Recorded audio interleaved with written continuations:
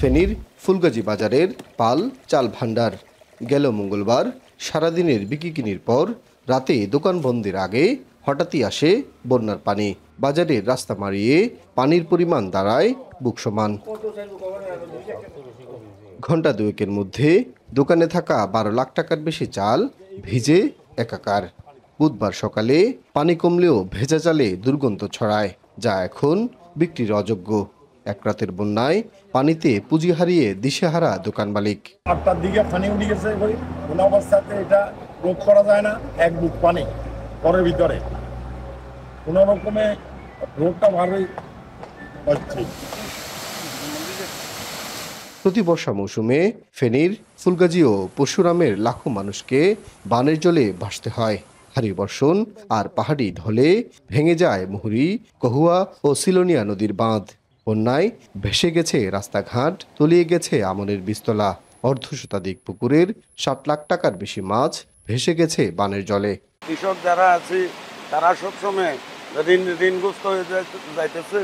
এই যে আসলে নদী সংস্কার হচ্ছে না, খালি ওয়াবদালায় কিছু কিছু মাটি দিয়ে সাধারণ করে চলে যায়। গাছপালা লাই ভাগি হরা শুরু দিছে, সবার জাল লই বাড়ে গেছে। বীজতলা নষ্ট হয়ে গেছে, বীজ নষ্ট হয়ে গেছে। আবার এখানে অনেক পুকুর, অনেক লক্ষ লক্ষ টাকার পুকুরে মাছ চলে গেছে। বর্ষা হলে প্রত্যেক বছর দোকানগুলা সব তলায় নিয়ে যায়, এটার কোনো প্রতিকার পাইতেছি না। আমরা এলাকাবাসী শুধু এটাই চাই যে স্থায়ী যাতে একটা বাঁধ নির্মাণ হয়। উপজেলার সার্বিক যে পরিস্থিতি, এই মুহূর্তে যে রোপা আমনের বীজতলা 3.5 হেক্টর নিমজ্জিত রয়েছে, আর গ্রীষ্মকালীন সবজি 2.5 হেক্টর নিমজ্জিত রয়েছে। তো আমরা আশা করছি যে 2 থেকে 3 দিনের মধ্যে যদি পানিটা নেমে যায়, তাহলে আমাদের যে বীজতলা এবং গ্রীষ্মকালীন যে সবজি আবার স্বাভাবিক অবস্থায় ফিরে আসবে। প্রতি বছর বন্যা এলেই সমস্যা সামনে নিয়ে স্থায়ী সমাধানের আশ্বাস মিললেও বাস্তবে তা মুখ দেখে না। তবে এবার বন্যা পরিস্থিতি পরিদর্শনে এসে স্থায়ী বাঁধের আশ্বাস দিয়েছেন খোদ পানি সম্পদ প্রতিমন্ত্রী ও স্থানীয় সংসদ সদস্য। সত্যিকারভাবে কোনো জনপ্রতিনিধি এটার উদ্যোগ না নেওয়ার কারণে এটা কাজটা আগায় না। ইনশাল্লাহ আমরা এখন শুরু করছি। ফিজিবিলিটি স্টাডি শেষ হয়ে গিয়েছে। আমরা সপ্তাহখানেকের ভিতরে আমরা কপি পেয়ে যাব। আমরা চিফ ইঞ্জিনিয়ারকে বলেছি যে ডিপিপি প্রণয়ন করতে আগামী 2 মাসের ভিতরে আমরা এটা থেকে উঠানোর চেষ্টা করব।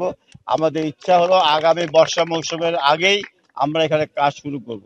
2011 সালে 137 কোটি টাকা ব্যয়ে মুহুরী, কহুয়া, সিলোনিয়া নদীর 122 কিলোমিটার মাটির বাঁধ নির্মাণ করা হয়। 2013 সালে আকস্মিক বন্যায় বাঁধের 3টি স্থানে ভাঙন দেখা দেয়। পরে 50 লাখ টাকা ব্যয়ে ভাঙন কবলিত অংশ মেরামত করা হয়। এরপর প্রতি বছরই ভাঙে বাঁধের বিভিন্ন স্থান। ক্ষতিগ্রস্ত হয় ঘরবাড়ি, রাস্তাঘাট, মাছ, ফসলি জমি। সুলাইমান ডালিম, এখন ফেনী। 250টিরও বেশি ডিজাইন অপশন নিয়ে ওয়ালটন স্মার্ট ফ্রিজ, বোঝে আপনার প্রয়োজন।